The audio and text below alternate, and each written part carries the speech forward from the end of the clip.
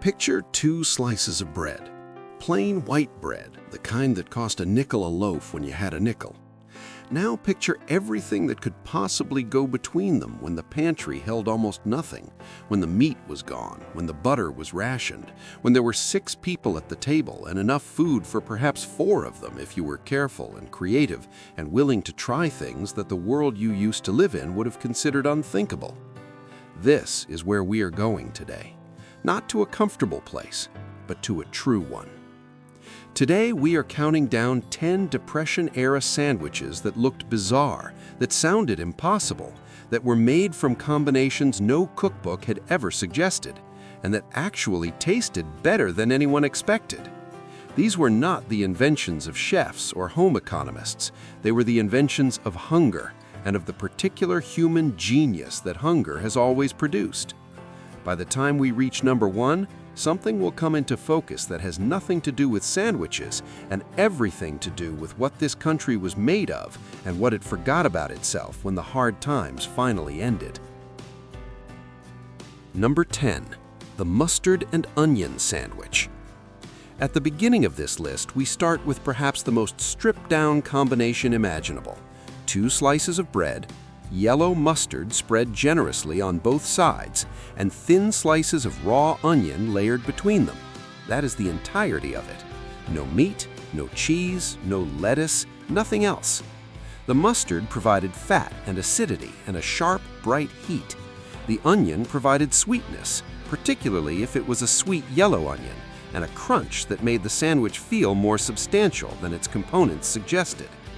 Together, they produced something that was genuinely more than the sum of its parts, savory and sharp and satisfying in a way that surprised people who tried it, expecting to be disappointed. Workers carried this sandwich in paper bags to factory jobs and construction sites and ate it standing up without complaint because it was what there was.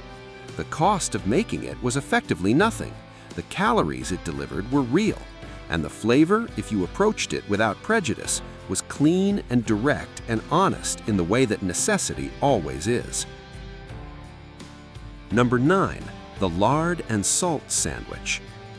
This one requires a moment of context before judgment can be properly suspended. Lard, rendered pork fat, was one of the most calorie-dense and inexpensive foods available to Depression-era households, and it sat in a can on the counter of almost every American kitchen that kept any food at all.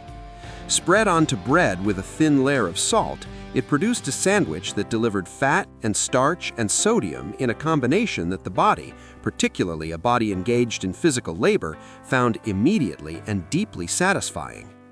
This was not a strange combination to the people eating it. It was descended from centuries of European peasant food in which fat spread on bread was a standard meal, and it had been common in working-class American households long before the Depression made it widespread. The bread absorbed the lard in a way that softened it slightly, while the salt brought out a faint, clean pork flavor that was subtle but real. It tasted like something made by someone who understood that fat is not the enemy of flavor. It is often the source of it. Number 8. The mayonnaise and banana sandwich. This combination appears in the food memories of people who grew up in the rural South during the Depression and the decades that followed, with a frequency that suggests it was far more common than its current obscurity implies.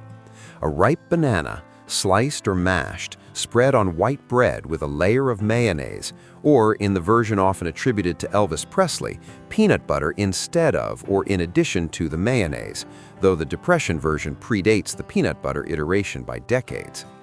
The combination of the sweet, soft banana and the rich, tangy mayonnaise worked in the same way that sweet and savory pairings have always worked. The fat of the mayonnaise rounded the sweetness of the banana. The slight vinegar note in the mayonnaise kept the whole thing from being cloying, and the result was a sandwich that was filling and genuinely pleasant to eat. Bananas were among the cheapest fruits available in American markets throughout the Depression years. Mayonnaise, which could be made at home from oil and egg yolk, was almost always on hand.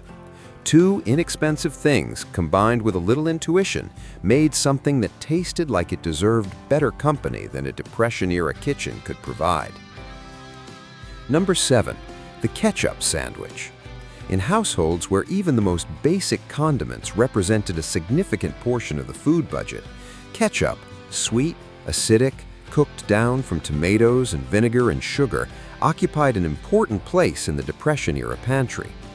Spread between two slices of bread, sometimes alone and sometimes with a scraping of whatever fat was available, it produced a sandwich that tasted primarily of tomato and sweetness, with an acidic edge that made the bread seem more interesting than it was.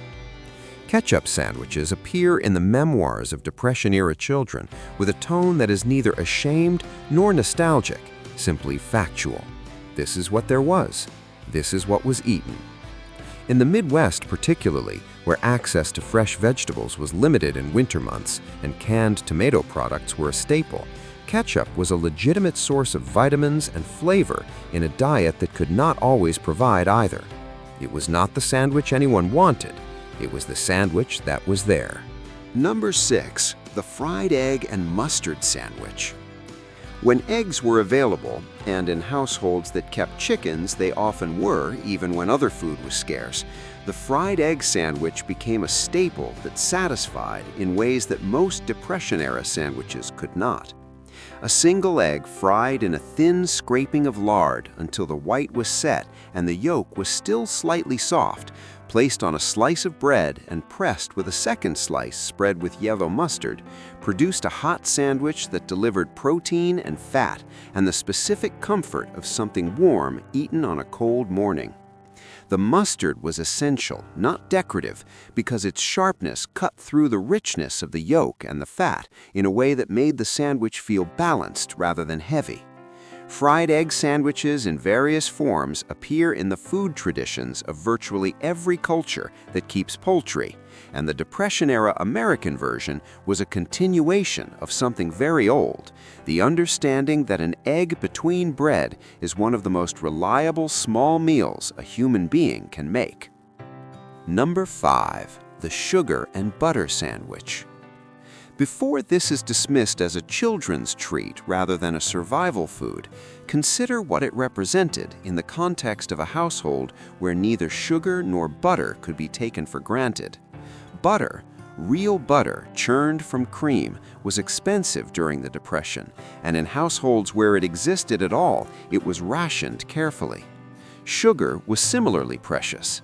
Together, spread thickly on white bread, they produced a sandwich that delivered immediate energy, the simple sugars of the sucrose providing a quick lift, the fat of the butter providing a slower, more sustained one, and a flavor so straightforwardly pleasurable that children ate it without the skepticism they might have brought to more experimental combinations.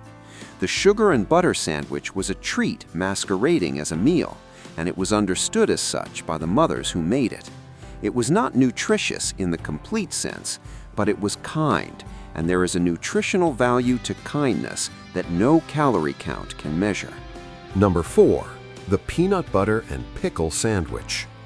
Peanut butter was one of the great nutritional resources of the Depression era.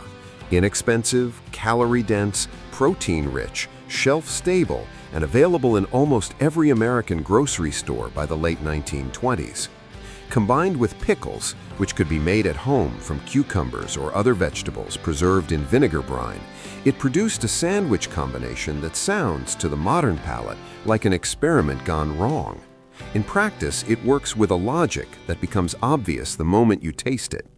The fat and sweetness of the peanut butter need something acidic and crunchy to prevent them from becoming monotonous, and the vinegar-sharp snap of a pickle provides exactly that counterpoint.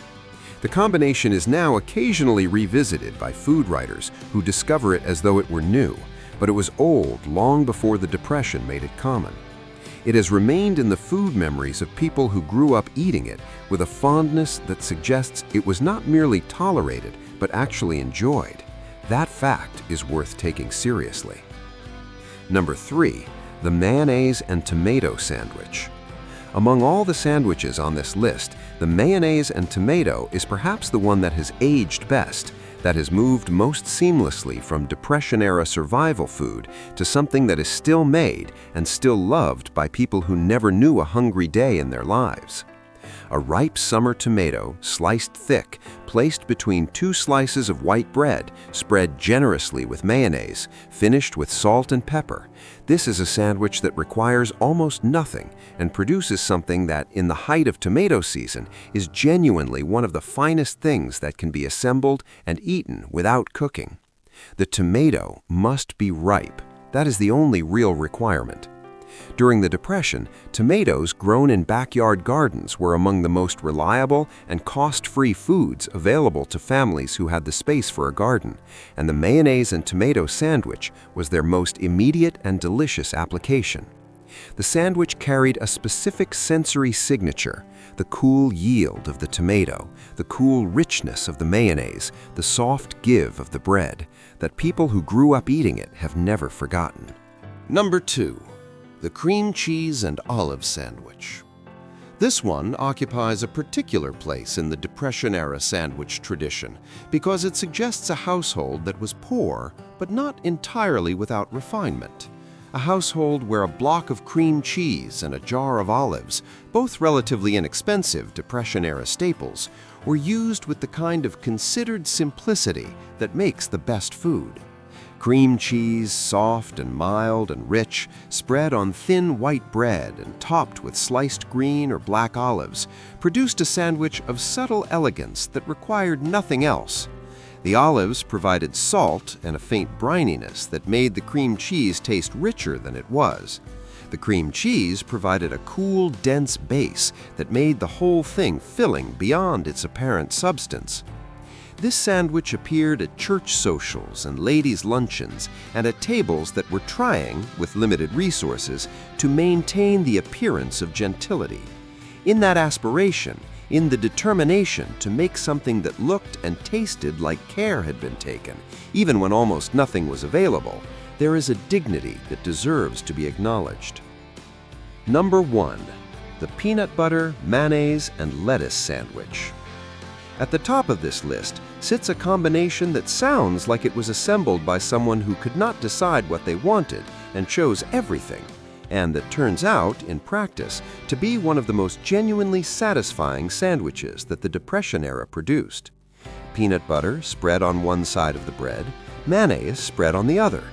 A leaf or two of iceberg lettuce between them for crunch and for the slight moisture that kept the sandwich from being dry. The interaction of these three elements, the nutty sweetness of the peanut butter, the rich tang of the mayonnaise, the cool crunch of the lettuce, created a sandwich that was simultaneously filling and fresh, rich and light, straightforward and surprisingly complex. It appeared in school lunchboxes across the South and Midwest during the Depression years, carried by children who ate it without questioning its logic because they had grown up understanding that the logic of the Depression kitchen was not about convention. It was about making what you had into the best possible version of itself. And this sandwich, strange as it sounds, simple as it was, did exactly that. Here is the truth that runs through every sandwich on this list. The Depression-era kitchen was not a place of despair, though despair was never far from it. It was a place of relentless practical problem-solving, of the daily determination to feed people with what was available, of the quiet refusal to let scarcity become an excuse for not trying. Every sandwich on this list was made by someone who understood that bread is not a limitation, it is a foundation. That whatever you place between two slices of it becomes, by virtue of that placement, a meal. And that a meal, however humble, carries within it the dignity of the person who made it. The industrial food system that rebuilt American eating after the Depression ended made these sandwiches unnecessary. Abundance replaced scarcity, the pantry filled, the choices multiplied until they became overwhelming. And in that multiplication, something was quietly lost. Not the hardship, which no one should mourn, but the knowledge that came with the hardship.